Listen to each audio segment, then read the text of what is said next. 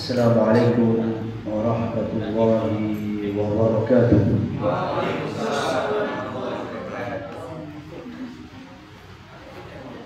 Innal hamdalillah nahmaduhu wa nasta'inuhu wa nastahdihi wa natubu ilayh. Asyhadu an la ilaha illallah wahdahu la syarika lah wa asyhadu anna Muhammadan 'abduhu wa rasuluh. Allahumma inna nas'aluka al-huda wat-tuqa wal-'afafa wal-ghina. Allahumma inna nas'aluka 'ilman nafi'an wa rizqan thayyiban wa 'amalan mutaqabbalan. Amma ba'du, rekan-rekan sekalian yang dirahmati oleh Allah, alhamdulillah pagi ini kita kembali bisa berjumpa untuk mengaliri ruh kita, karena hakikatnya sebagaimana Imam Ibnu Qayyim al-Jauziyah menyebutkan bahwa manusia itu terdiri ada jasad, ada akal, dan juga ada ruh. Semuanya butuh nutrisi dan semuanya juga punya lingkungan. Jasad kita butuh nutrisi, makanya dikasih makanan. Begitu juga akal juga butuh makanan. Apalagi ruh itu juga butuh nutrisi. Dan sebaik-baik nutrisi bagi ruh atau jiwa kita adalah zikrullah, sebagaimana firman-Nya, ala bidzikrillah tatma'innul qulub. Tidakkah dengan mengingat Allah maka jiwa itu akan tenang. Itu kalau untuk makanan, ya lingkungannya juga sama. Ya. Jadi jangan dikira jiwa kita itu nggak butuh lingkungan, butuh. Dan di sini banyak orang belum sadar. Makanya salah lingkungan itu melelahkan. Ya, salah lingkungan itu melelahkan. Apalagi yang kita buat salah ada lingkungan bagi jiwa. Maka lihat orang-orang yang jauh dari zikrullah, jauh dari agama, mereka mencari ketenangan, tapi hakikatnya malah melelahkan jiwa. Ya, hidup foya-foya, maksiat, ya, hanya mencari, bahasa yang dipakai hari ini kan biasa healing sana sini, tapi ternyata bukan mengobati. Ya karena dia nggak paham. Itulah pentingnya kenapa kita senantiasa berdoa mohon hidayah. Ini kita lanjutkan kajian akidah kita terkait dengan hidayah. Syekhul Islam Ibnu Taimiyah menyebutkan Al-Quran dibuka dengan Al-Fatihah, maka disebut sebagai Ummul Kitab. Induk dari Al-Quran adalah Al-Fatihah. Dan kita membacanya minimal 17 kali dalam sholat wajib sehari semalam. Dan di dalam surat Al-Fatihah, doa pertama adalah ihdinas siratal mustaqim. Itu doa pertama. Sebelumnya kan menyanjung Allah. Ya, kita memuji Allah. Bismillahirrahmanirrahim. Alhamdulillahirabbil alamin. Arrahmanirrahim. Maliki yaumiddin. Iyyaka na'budu wa iyyaka nasta'in. Baru pertama permohonan doa di sini. Ihdinas siratal mustaqim. Itu doa pertama, kita minta hidayah. Berarti Islam sudah menggariskan kepada umatnya ini, yang kita butuhkan pertama bukanlah dunia. Yang kita perlukan bukan kemewahan, bukan jabatan, Tapi yang diperlukan adalah hidayah. Makanya Islam tidak pernah dalam urusan dunia itu langsung menyalahkan, ya, atau langsung mengklaim buruk. Tidak. Jadi orang kaya nggak ada salahnya, jadi orang miskin juga nggak ada hinanya. Tapi terkadang kaya bisa jadi negatif, miskin juga bisa jadi buruk. Kalau kita sudah memandangnya dari sisi ini orang kaya dapat hidayah atau tidak, ini orang miskin juga menggapai hidayah atau belum. Sekarang kalau kayanya dia bersyukur, dia gunakan hartanya di jalan Allah, maka dia adalah orang kaya yang baik yang dapat hidayah. Kalau miskinnya malah nggak bersabar, isinya cuma ngeluh, menyalahkan takdir, ya, maka ini orang sudah miskin tapi kasihan, sudah miskin harta, miskin hidayah. Berbeda dengan orang yang miskin tapi sabar, apalagi masih bisa bersyukur, dengan orang kaya yang sombong, ya, maka tentunya yang miskin lebih mulia dibandingkan yang kaya. Jadi ini teman-teman yang dirahmati oleh Allah Subhanahu wa taala, selagi kita ini belum memegang hidayah, maka yang ada adalah itu.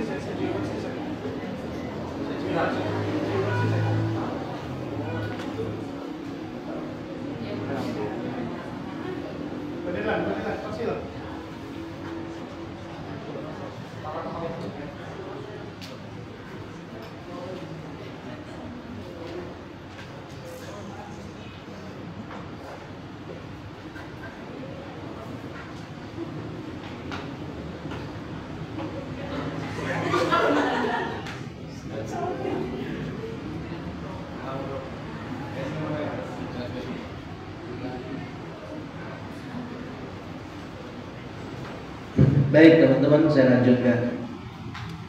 Jadi Islam memerintahkan kita untuk mengawali semuanya itu dengan hidayah dari Allah Subhanahu wa taala. Miskin dalam arti kasihan, orang itu kalau belum bisa menikmati hidayah. Kita ambil contoh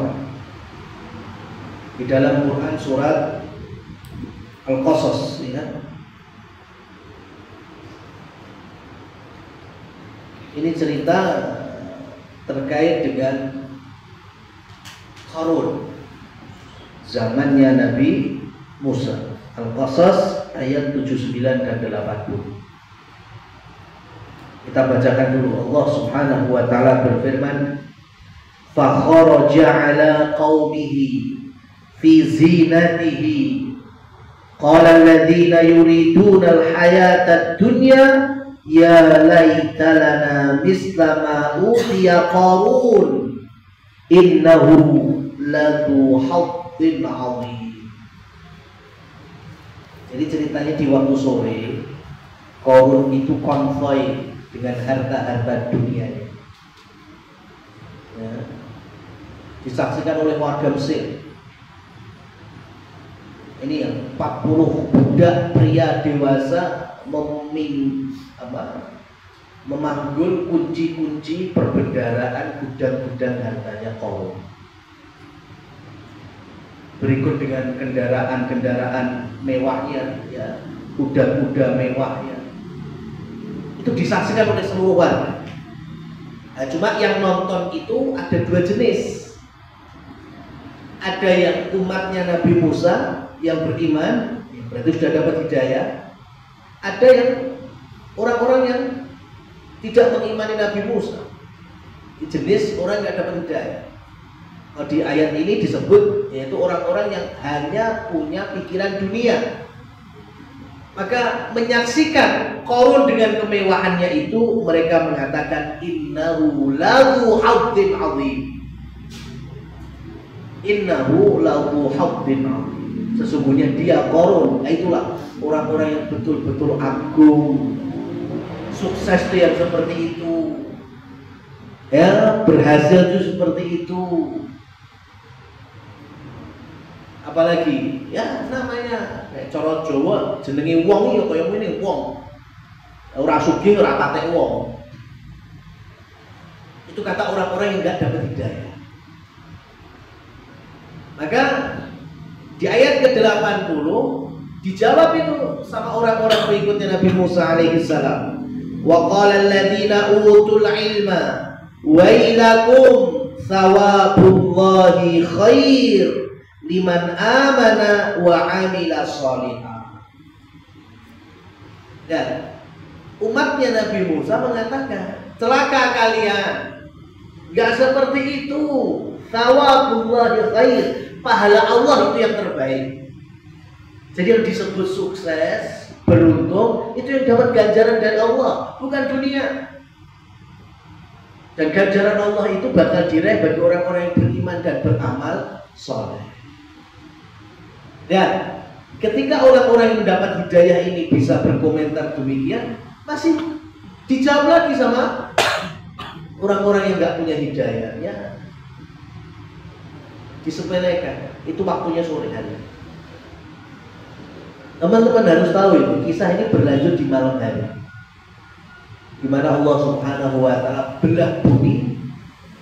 Ya, kemudian Qarun seisi rumahnya, istananya, semua hartanya hilang tak berbekas hanya dalam waktu satu malam. Pagi harinya orang-orang langsung kaget. Yang sore kemarin baru melihat Qarun dan segala kekayaannya, ya, dielung-elungkan, disanjung-sanjung. Pagi mereka bangun sudah tidak ada semuanya. Kemudian mereka mengatakan betul apa yang dikatakan oleh umatnya Musa. Ini teman-teman, hari ini penting sekali kita sampaikan, karena semua pemandangannya kita lihat. Lihat ini pemandangan dilihat oleh semua orang. Cuma sudut pandangnya berbeda. Ada yang melihat dari sudut pandang orang yang dapat hidayah, ada yang memandang dari sudut pandang orang nggak punya ilmu, nggak dapat hidayah. Maka kehidupan kita sehari-hari juga seperti ini. Ya, sama pemandangannya sama, yang kita lihat sama. Cuma yang membedakan adalah sudut pandang. Ini orang sudah dapat hidayah, ini orang belum dapat hidayah.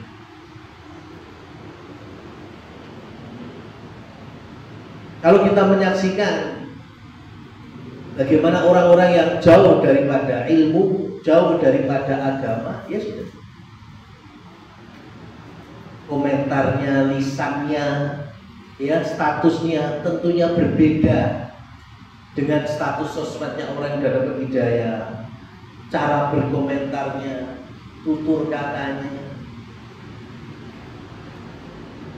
Oke, sekali lagi, Allah Subhanahu wa Ta'ala memang dialah yang mutlak memiliki hidayah taufik. Dialah Subhanahu wa Ta'ala juga yang 100% maha mengetahui kepada siapa hidayah ini diperuntukkan. Makanya kita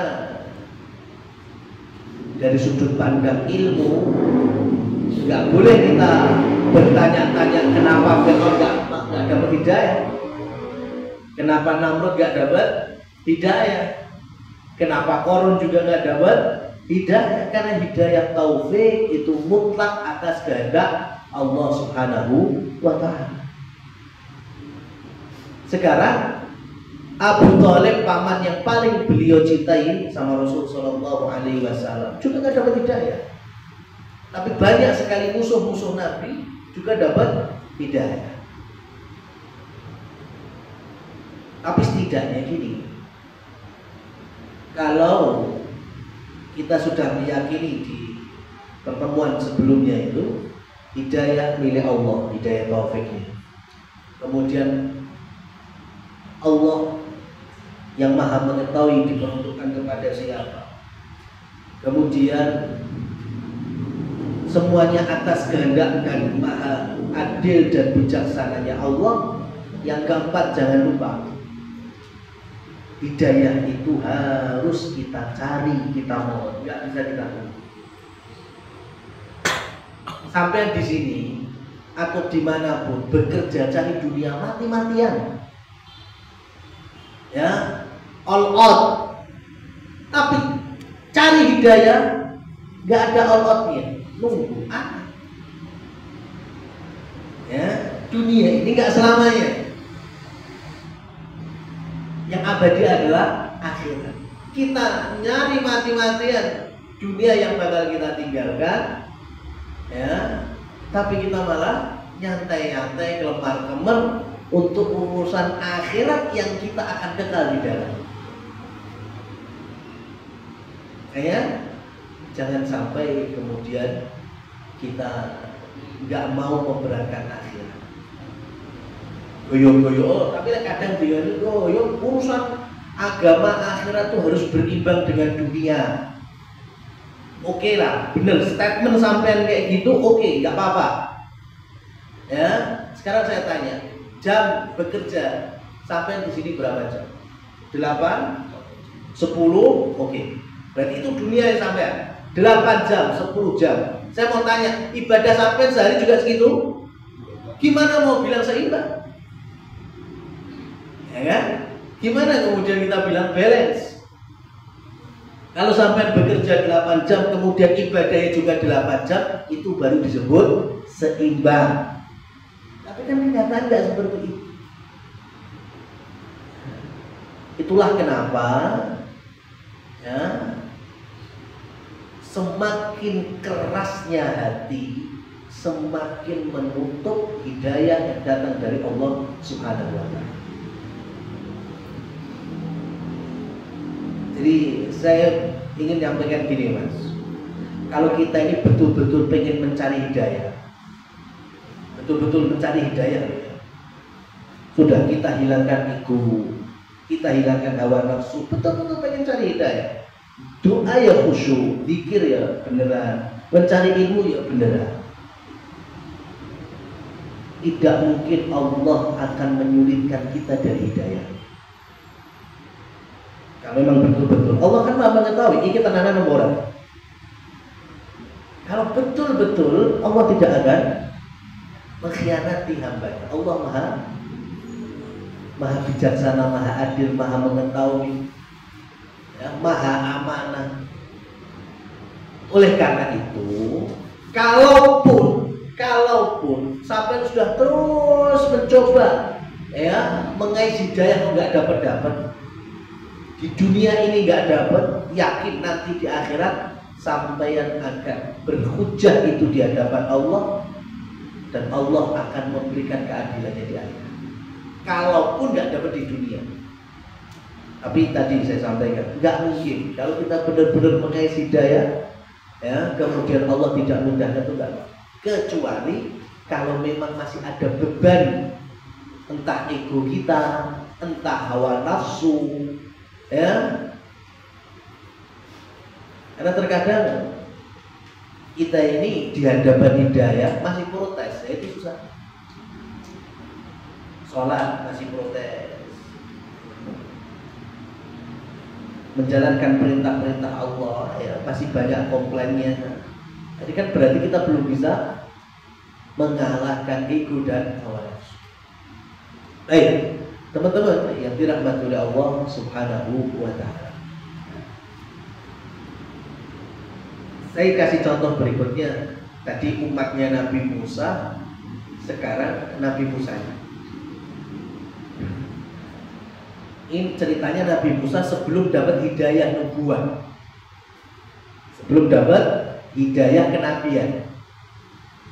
Ketika beliau masih remaja, jalan ya, di gang-gang Mesir itu ketemu dua orang sedang bertikai. Satu orang sukunya Nabi Musa yaitu Bani Israel, satu orang lagi orang Mesir asli Koptik. Ya, satu suku dengan Fir'aun. Mereka kelahi tengkar. Apa yang dilakukan oleh Nabi Musa? Nabi Musa melerainya, ya, dan mendorong orang Koptik itu jatuh, didorong jatuh, dikira jatuh aja, ternyata sampai mati. Ada Nabi Musa gak niat bunuh, hanya dorong, saking kuatnya dorongan Nabi Musa, meninggal dia orang. Sehingga kan menjadi kasus Nabi Musa dicari-cari, dipanggil, dibuat sayembara hidup mati tangkap Musa. Apa yang dilakukan Nabi Musa alaihissalam? Apa beliau ke istana nemuin Fir'aun? Tidak. Ada kekhawatiran keamanan. Beliau meninggalkan Mesir, tinggal di Madian 10 tahun di Madian, sampai dapat jodoh di sana, berumah tangga di sana. Kemudian balik ke Mesir lagi. Di tengah perjalanan, disitulah Allah Subhanahu wa Ta'ala pilih beliau menjadi nabi dan utusannya. Kemudian Allah firmankan ini, berarti kan beliau sudah dapat hidayah kenabian ini. Allah berfirman, idhaba ila fir'auna innahu tagha. Musa, berangkatlah sekarang menuju Fir'aun. Dakwai dia udah keterlaluan, sudah ngaku Tuhan. Ya, sampaikan tauhid, sampaikan iman. Pertanyaannya, Nabi Musa datang nggak ke istana Fir'aun? Datang. Berani membawa misi dakwah, syiar dakwah. Coba sekarang, 10 tahun yang lalu Nabi Musa dicari-cari Fir'aun berani? Nggak berani. Tapi 10 tahun berikutnya setelah dapat hidayah kenabian, nggak berani. Ya. Hidayah itu membuat tenangnya orang sampai tidak ada yang ditakutkan kecuali hanya Allah Subhanahu wa Ta'ala. Jadi orang yang sudah dapat hidayah itu nggak pernah takut, apalagi cuma urusan dunia.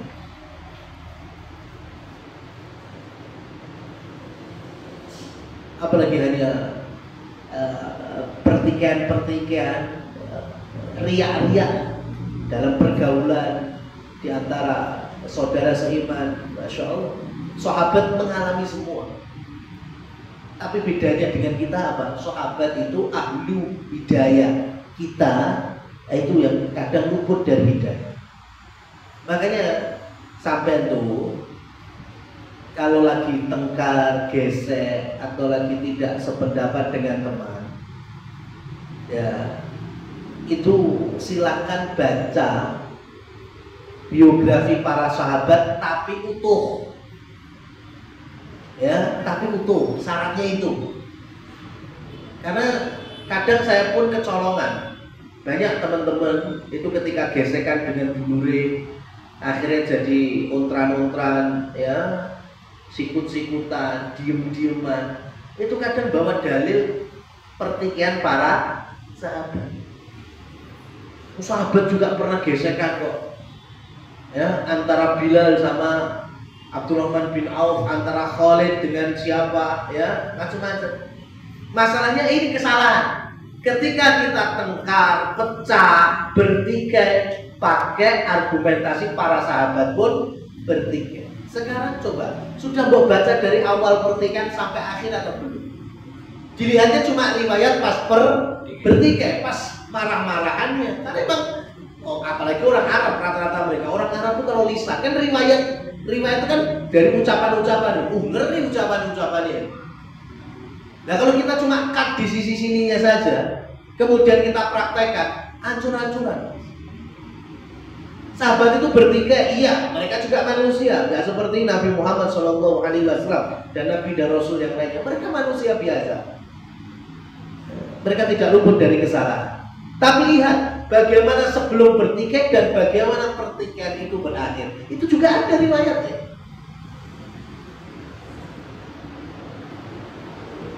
Makanya ketika contohnya, ya, Ikrimah bin Abi Jahal.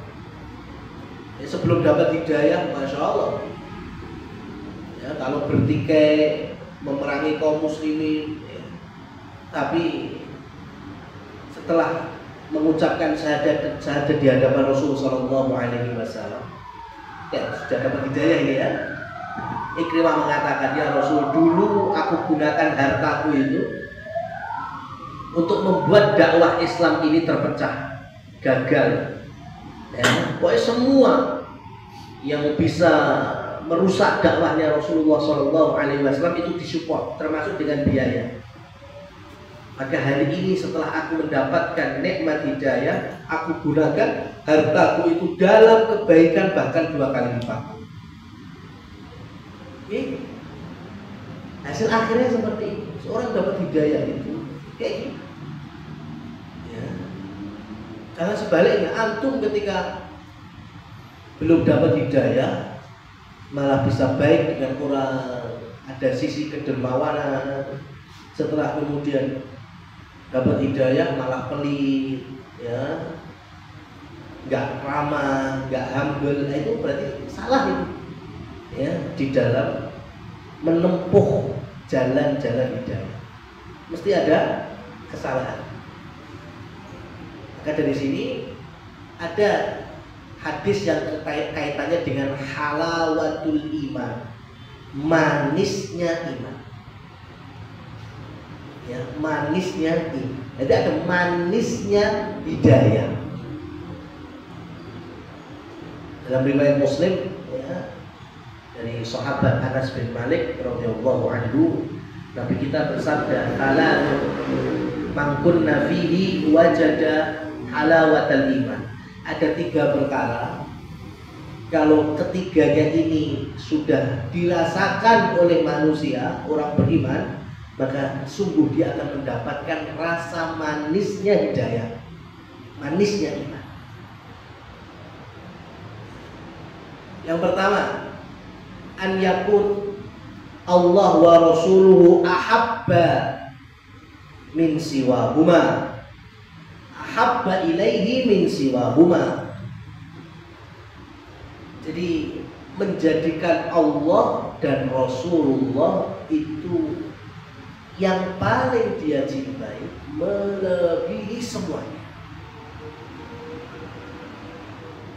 Ya, jadi Allah sama Rasulullah itu kita cintai, melebihi semuanya.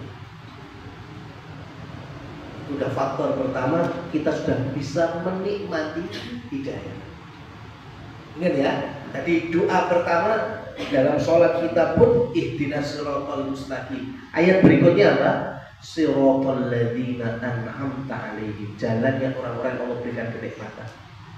Makanya Syekhul Islam Ibnu Taimiyah menerangkan hidayah itu kaitannya dengan kenikmatan.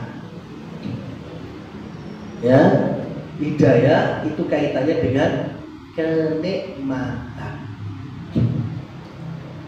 Berarti orang yang sudah dapat hidayah harusnya bisa menikmati. Jangan malah kebalikannya. Ini sini. Saya kasih contoh ceritanya. Real Abu Bakar As-Siddiq radhiyallahu anhu ketika mengajak bapak yang sudah sepuh di hadapan Rasul sallallahu alaihi wasallam supaya bisa menerima Islam. Dipapahi, karena udah buta. Bapaknya Abu Bakar itu udah ubaran semua, putih semua. Sampai Rasul mengatakan, kenapa engkau tidak tinggalkan aja di rumah biar saya yang datang? Rasul kan lebih muda dari bapaknya Abu Bakar. Kata Abu Bakar, tidak ya Rasul. Ya, yang kafir itu lebih berhak datang kepada Rasul. Secara usia tentu harusnya Rasul yang datang kepada bapaknya karena lebih tua secara umum. Tapi kata Abu Bakar, bapakku belum muslim, belum beriman, nggak layak engkau datangi dia. Dia yang datang kepada. Jadi papa sama Abu Bakar. Sama Rasul kemudian dikasih kabar gembira tentang nikmat kubur, nikmat surga, kesempurnaan Islam. Dan di ujung-ujungnya bapaknya Abu Bakar bersyahadat asyhadu an la ilaha illallah wa asyhadu anna Muhammadar Rasulullah. Mendengar bapaknya masuk Islam, Abu Bakar nangis, dan itu dilihat sahabat-sahabat yang di Masjidil Haram. Dan ini masuk Islamnya di pelataran Ka'bah. Abu Bakar nangis. Saya mau tanya ke teman-teman, ini nangis sedih atau nangis bahagia? Bahagia apa sedih? Masalahnya ternyata nangisnya nangis sedih. Abu Bakar nangisnya nangis sedih. Loh, gak seneng bapak masuk Islam? Ya seneng. Ya, makanya Rasul SAW sampai bertanya, karena Nabi tahu ini nangisnya bukan nangis seneng, nangis sedih. Mayuki kayak Abu Bakar, kenapa kamu sedih?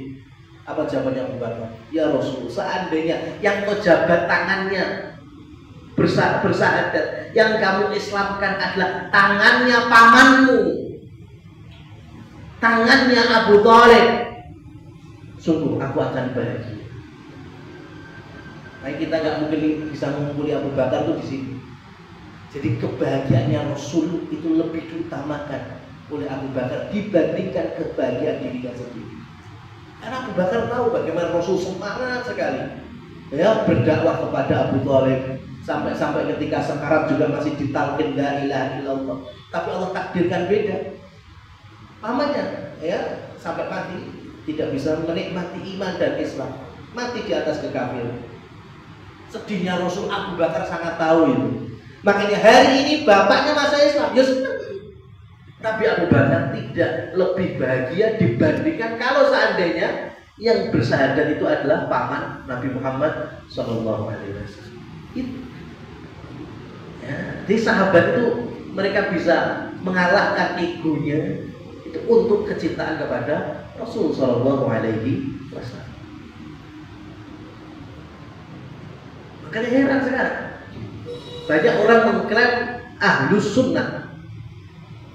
Jadi kan orangnya ahlu, ya, orang-orang yang berada pada jalan as-sunnah, yaitu ajaran Rasul SAW. Tapi yang laki-laki jamaah di masjid ya orang, ya kan? Mengamalkan apa yang diperintahkan, menjauhi apa yang dilarang oleh Rasul SAW juga enggak. Tapi klaimnya saya adalah ahlu sunnah. Itu namanya cinta tapi enggak ada buktinya. Abal-abal jadi. Harusnya kalau menjadi ahlu sunnah paham ini memang Rasul perintahkan, ya saya semangat menjalankan. Ini Rasul larang, berarti saya harus menjauhi sejauh-jauh.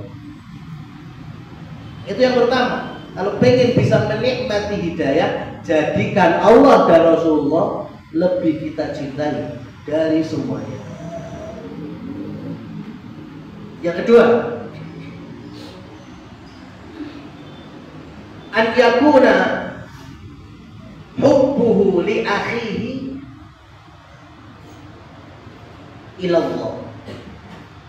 Jadikanlah kecintaan kita kepada sesama, saudara seiman, seakidah, ya, saudara kandung, ya, pasangan,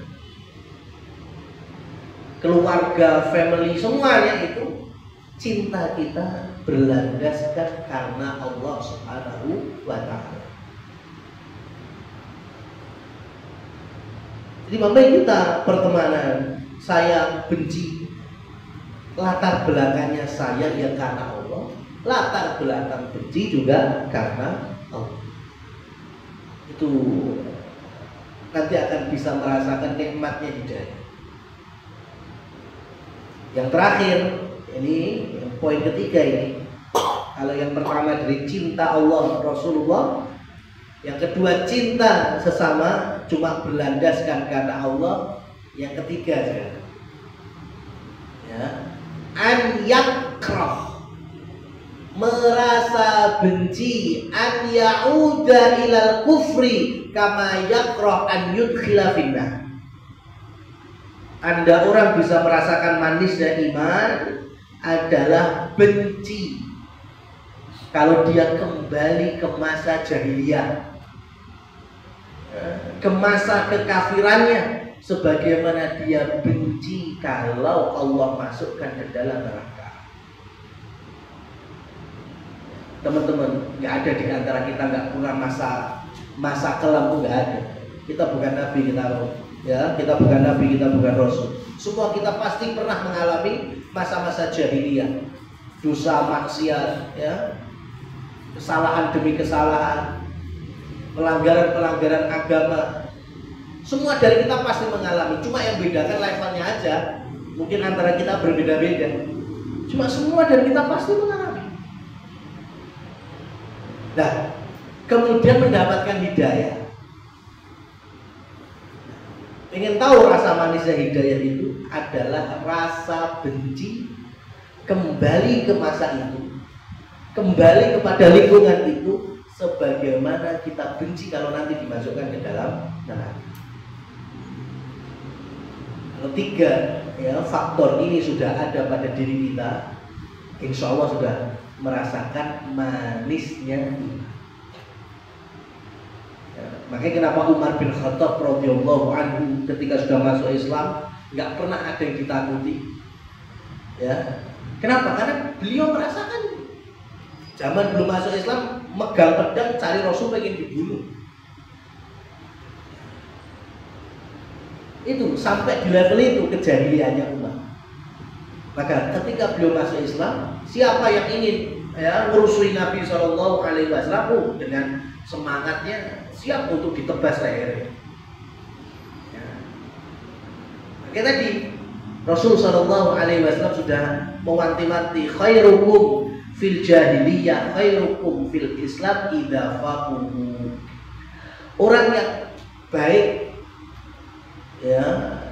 dinilai baik di era jahiliyah bisa tetap menjadi baik di era Islam, syaratnya cuma satu: jika dia punya ilmu dan mengamalkan. Jadi hidayah itu dicari, dapat, kita amalkan, istiqomah di atas. Jadi kalau sebelumnya kita baik, maka ketika kita di atas hidayah pun juga akan baik. Ini sahabat kayak gitu rata-rata. Ya, mereka sebelumnya menjadi orang yang masih syirik, kafir, tapi ketika sudah dapat hidayah nggak nanggung tobatnya. Makanya Umar juga manusia terbaik, Khalid bin Walid manusia terbaik, Amr bin As manusia terbaik, Abu Sufyan manusia terbaik dari kalangan sahabat radhiyallahu anhum ajma'in.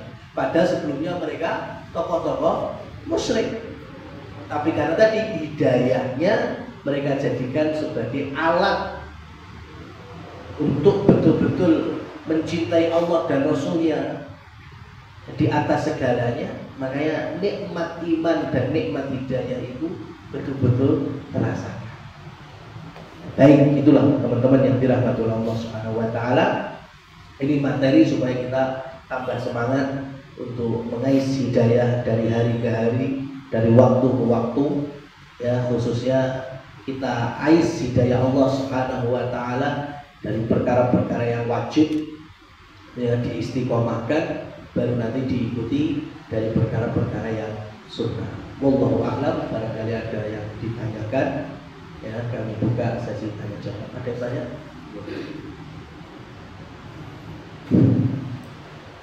Tanya tak? Karena ada yang tanya. Saya tanya pertanyaan yang lanjutannya pekan sebelumnya. Yang tentang tayamum. Kalau tayamum itu kan kemarin kan sudah dijelaskan, yang penting kan ke permukaan. Jadi kan ada itu sudah bukan urusan kita lah, karena terjemahannya kan ke permukaan. Kalau orang yang mengalami kasus kesehatan, saya pernah mengalami serangan saraf karena gula darah saya itu pernah tinggi. Saya itu akhirnya tangan kiri saya itu mati. Jadi dia pasti kok gitu.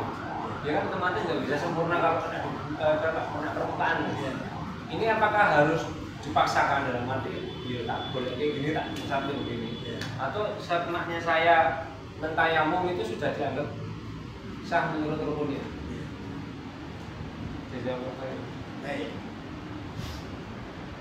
Barakallahu fiik.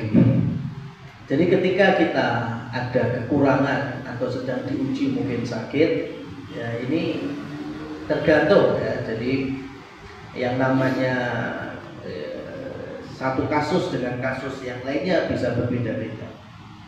Dari pertanyaan tadi maka dilihat kalau memang secara pribadi tidak mampu untuk mengambil material tayamum, tetapi ada orang lain, maka bahasa mudahnya ditayamumi. Ya, ditayamumi. Banyak dari teman-teman yang ikut kajian saya ini orang tuanya stroke sampai di level mangrove, sudah nggak bisa kemana-mana. Ya. Banyak cerita mereka akhirnya mendengarkan orang tua mereka yang mulai sadar. Ini mas, makanya tobat itu jangan nunggu sampai kayak ini. Akhirnya sudah nggak bisa apa-apa, baru pengen sholat. Saat durungi stroke, nanti sholat.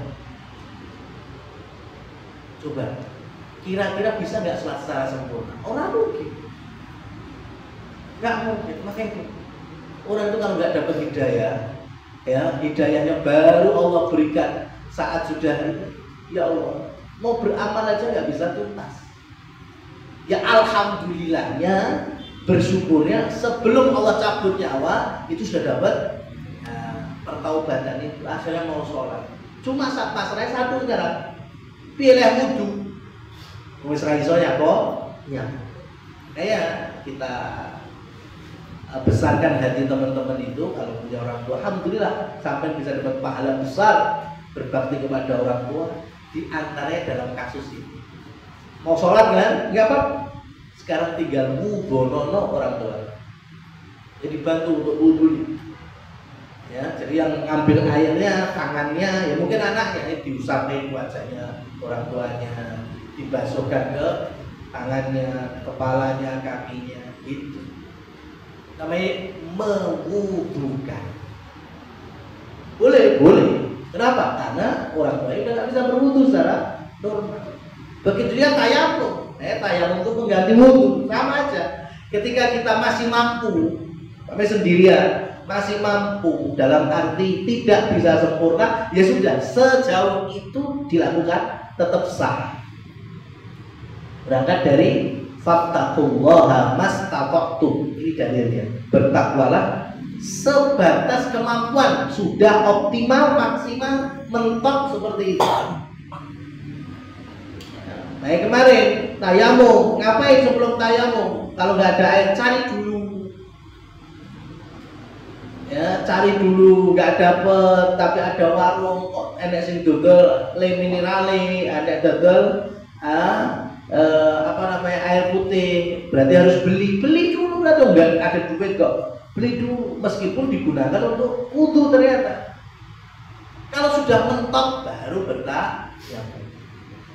Ini tadi juga sama, ya. Jadi kalau masih bisa, cuma mungkin dari 100% bisanya 75%, ya sudah tidak apa-apa. 75% itu Allah yang maha mengetahui.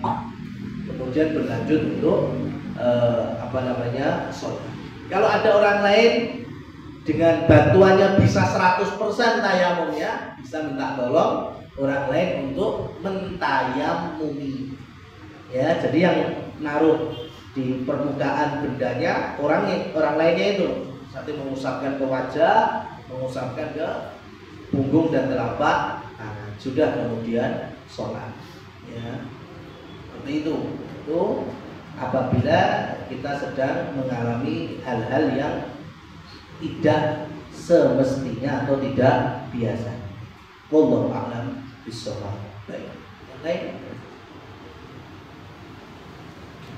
Ngobrol. Di kampung saya ya juga sering terjadi semacam tahlilan.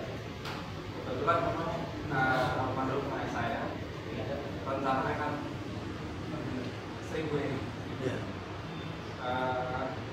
Saya sendiri jadi kalau saya memang tidak mengikuti selama saat saya ini itu sudah saya lewati, tapi saya memisu itu, artinya saya tidak tidak memberi kabar.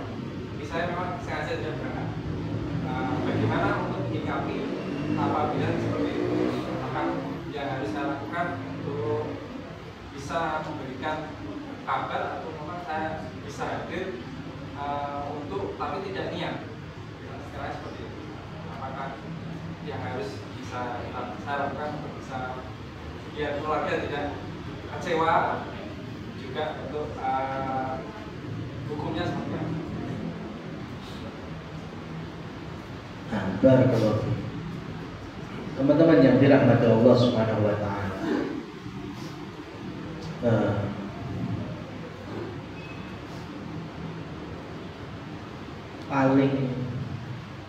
Paling gak enak itu ketika kita sedang berada pada poin penutup hidayah. Jadi penghalang hidayah itu diantaranya adalah sifat kesenioritasan tapi bukan di atas ilmu. Itu penghalang hidayah yang rodok ruwet itu. Yang pada kesempatan yang lalu saya sampaikan cerita orang tua yang anaknya ngimami jamaah qashar, tapi orang tuanya nggak tahu ilmunya, malah marah-marah ke anaknya. Ya, dia merasa benar. Kenapa? Lebih tua, ya ibunya, orang tuanya, ya sekali. Kalau diambil dari dalil hadisnya, Abu Thalib kenapa nggak mau masuk Islam? Karena senioritas, dia tokoh Arab, tokoh Quraisy. Kalau sampai keluar dari ajaran nenek moyang, ya jahiliyah, apa kata masyarakat? Jadi senioritas tanpa ilmu itu penghalang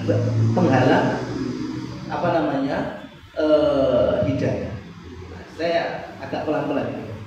Saya kasih pendekatan kasus-kasus yang saya alami dari teman-teman yang lain.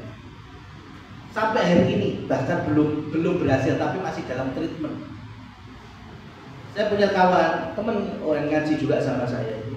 Dia lagi punya ibu, mulai mau sholat. Lagi bersyukur dia. Tapi syaratnya satu, pokoknya kudu mbek-mbek. Ya. Awalnya itu harus di rumah. Wah, namanya anak kan. Pelan, Bu, saya itu laki-laki. Ya sholatnya harus di masjid. Gini aja, Bu. Sekarang setiap sholat, ayo bareng ke masjid. Saya bisa jamaah, ibu juga bisa jamaah juga di masjid. Karena saya laki-laki, akhirnya tahapan itu berhasil. Ya. Tahapan berikutnya adalah ketika si anak mulai meluruskan bacaan sholat ibu. Penghalangnya adalah, pokoknya aku ini. Ya, pokoknya aku ini. Masalahnya gini teman-teman. Kalau masalah teteh orang teteh tapi benar bacaannya itu no problem. Bacanya saya benar ya, Subhana Rabbiyal Azim, Subhana Rabbiyal A'la. Mungkin kurang teteh itu nggak masalah. Masalahnya ada di antara bacaan itu mengucapkan Al-Fatihah tapi untuk keluarga-keluarga yang sudah meninggal. Itu kan bukan bacaan sholat. Tidak ada bacaan sholat Al-Fatihah diniatkan kepada orang yang sudah meninggal. Tapi sampai hari ini itu belum berhasil. Masih terus berusaha pelan-pelan. Tapi gue tetap ngeyel. Pokoknya aku ini. Gue angel malah ibu ora sholat lagi. Angel tuh. Ya itu. Makanya ujian itu datang dari mana? Ya, dan ujian terberat itu terkadang ketika itu datang dari orang yang kita cintai, orang yang terdekat dengan kita. Ya, tapi Allah sedang ingin mengangkat derajat kita dengan itu, kesabaran sejauh mana. Termasuk hal ini. Ya, paling iman-iman itu kalau kita sudah beribadah tapi tidak ada tuntunannya. Itu paling nggak enak. Kenapa? Modal bentuk tapi nggak itu pahala. Kan rugi besar ya. Karena Rasul sudah menyampaikan man amila amalan laisa alaihi amruna fahuwa raddun. Man amila amalan, siapa yang beramal. Berarti dalam tatanan syariat ibadah. Malaisa minna, yang mana itu dibangun bukan dari kami. Fahuwa raddun, maka itu tertolak. Lah yang bukan dari kami itu maksudnya, jadi definisi perkara bid'ah itu bukan dari urusan dunia, bukan seperti ini. Kan banyak yang salah paham dan gagal paham. Pokoknya nggak ada di zaman Nabi bid'ah. Ya, HP nggak ada di zaman Nabi berarti bid'ah. Ya kan? Live streaming nggak ada di zaman Nabi berarti bid'ah. Bahkan kasare raimu renek di zaman Nabi bid'ah berarti. Yo ora koyo ngono. Ya. Ini berarti gagal paham. Maksudnya yang tidak ada di zaman Nabi itu adalah dalam perkara agama. Ya kan? Kemudian, ini belum titik. Di zaman Nabi sangat bisa dikerjakan. Zaman Nabi bisa dilakukan, bisa disupport, mampu untuk menegakkan dan menyelenggarakannya. Tapi kok tidak? Berarti itulah yang disebut dengan bid'ah. Ya. Paham teman-teman ya? Itu definisinya. Makanya sekarang gini, gampangannya. Ketika kita mengkhususkan di dalam perayaan kematian, kan latar belakang alasannya kan banyak. Pertama, sedekah, ya kan? Sedekah apa harus menunggu hari ketiga, hari ketujuh? Arab bendino sedekah atas nama si mayit boleh, silakan. Ya, sedekah atas nama si mayit itu boleh dari awal wafatnya sampai hari ini boleh. Itu pahala mengalir bagi si mayit. Ya. Itu sedekahnya tanpa ada mengkhususkan. Kalau mengkhususkan hari ketiga, hari ketujuh zaman Nabi bisa apa enggak? Bisa banget. Kenapa? Ya kan tiga. Pokoknya sedekah hari ketiga, hari ketujuh sampai hari ke-1000, kemudian mendak bisa, mendak pindu. Sangat bisa. Tapi kenapa nggak dilakukan? Nah, itu. Yang kedua, sedekah gimana caranya? Ngumpulkan orang. Zaman Nabi bisa nggak ngumpulin orang? Sangat bisa. Ya, beli wedhus, beli unta, beli sapi, bisa semuanya. Tapi kenapa nggak dilakukan? Ya, karena itu bukan bagian dari syariat. Ya, sekarang berarti nggak boleh sedekah ngumpulin orang? Boleh, silahkan. Tapi nggak usah dikhususkan. Jadi yang menjadi masalah itu adalah pengkhususannya. Ya. Coba sekarang modelnya nggak usah hari ketiga, hari ketujuh, hari ke-10. Ada duit antara ahli waris kumpul, ayo tahun baru diajak makan-makan, ya. Kemudian ini sedekah atas nama orang tua kami, ya. Semoga menjadi ladang jariah pahala di alam barzahnya. Ada masalah? Nggak ada masalah. Ini persis seperti ini, teman-teman ya, teman-teman. Sampai kan juga punya produk di bawah. Paling 10.000, 15.000, 20.000 yang biasa digunakan untuk alat zikir. Apa namanya? Tasbih. Teman-teman, tasbih itu silahkan difungsikan. Tapi saya cuma minta satu aja waktu. Kalau habis sholat jangan pakai yang tasbih bikinan produk. Mau digital mau non digital, ya terserah. Yang habis sholat. Kenapa? Karena Rasul mengajarkannya pakai jari. Saya mau tanya, jari sampai normal apa enggak? Normal, alhamdulillah. Maka zikirnya pakai jari. Oh berarti nggak boleh pakai tasbih? Nah ini nggak paham berarti. Saya cuma nyarankan yang habis sholat wajib jangan pakai tasbih. Pakai apa?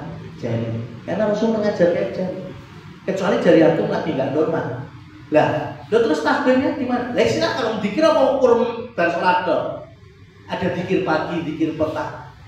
Ada bacaan yang namanya Subhanallah wa bihamdihi, ya itu bisa 100 kali sehari semalam. Dan kan gue driji mesti lali kan ya. Disitulah fungsi tasbih digital. Mungkin ya sambil jalan ke sini ya udah ketemu peng selawe, ya udah kan kesetel selawe. Berarti sih kurang 75. Nanti jalan lagi tambah lagi. Ya. Kenapa? Karena takutnya kalau antum terus pakai tasbih itu habis sholat yang habis sholat malah menyelisihi tuntunan Nabi. Karena Nabi pakai semangat. Paham maksudnya ya? Jadi silakan gunakan, tapi jangan yang habis sholat. Di luar sholat silakan itu fungsikan. Itu media namanya. Ya, makanya ngajak makan-makan, kumpul keluarga itu baik-baik aja, menyambung tali silaturahmi. Cuma yang menjadi masalah jangan dikhususkan.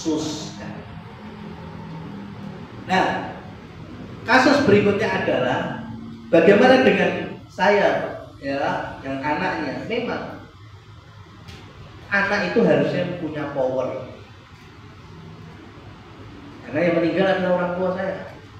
Harusnya anak yang punya power, anak yang bisa memanage. Ya, cuma kalau memang powernya kalah dengan keluarga besar, ya maka tampilkan kebaikan menjadi anak terhadap orang tua di luar acara-acara yang tidak ada tuntunannya. Ya, artinya nggak hadir di acara pengkhususan tadi, tapi orang tahu sampai sedang berinfak di masjid berapa rupiah atau bahkan sampai 0,6 atas nama orang tua yang meninggal. Jadi diomongin lumayan ada bempernya, anak lagi tahlilan ngomong malah rateko. Nah, nanti disambung lu sampai gak ngerti, lu rateko lagi bangun ke masjid bapak ini kok. Nah, ya kan? Ya. Dan itu cukup berhasil, bahkan dulu RT mas, daerah Pantura RT. Ya, pertama saya bilang itu berat bagi RT seperti ini, nggak ngikuti program-program kemasyarakatan. Sampai mundur itu lebih baik. Rakyatnya nggak mau mundur, pokoknya dia harus jadi RT. Tapi kan tetap ada yang kontra. Akhirnya, masya Allah, kebijakannya ngeri mas. Ya karena punya power, ditambah dunia megah, punya sawah unggul, ya kan? Ada beberapa kolam lele. Jadi warganya gini, mas. Warga yang kehilangan keluarganya pilih. Ya, silakan mengadakan acara-acara seperti itu, tapi saya tidak hadir, saya tidak setuju. Atau nggak usah ada seperti itu. Kalau pengen syukuran, ya tinggal beli nasi box, kemudian dibagi-bagikan, datang ke rumah, saya support. Warganya pilih nih, pilih untuk duit, ya. Jadi nggak ada lagi. Itu RT Masya Allah. Ya. Kemudian setiap 3 bulan sekali ada tunjangan untuk janda, anak yatim, bansos. Jadi kalau ada perkumpulan RT sekecamatan atau ada omongan RT itu orang umum podo ya tahlilan, podo yasinan orang. Nah, tapi ya kebuka yang lainnya orang ngono tapi delengen wargane ya sing yatim-yatim yo kopen, yang rondo-rondo yang kopen, baksos, ajeng. Jadi mana yang dari sisi yang tidak cinta kepada masyarakatnya dari Cuma ya itu, dia memang dari sisi agama pancen orang koyo nah. Ya, jadi kita ini hilang dari satu amalan yang memang tidak dicontohkan. Jangan cuma hilang doang, Mas. Mesti jadi omongan elek.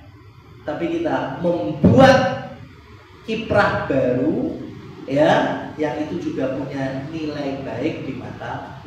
Demikian, wallahu a'lam bishawab. Billahi taufiq wal hidayah. Wassalamualaikum warahmatullahi wabarakatuh.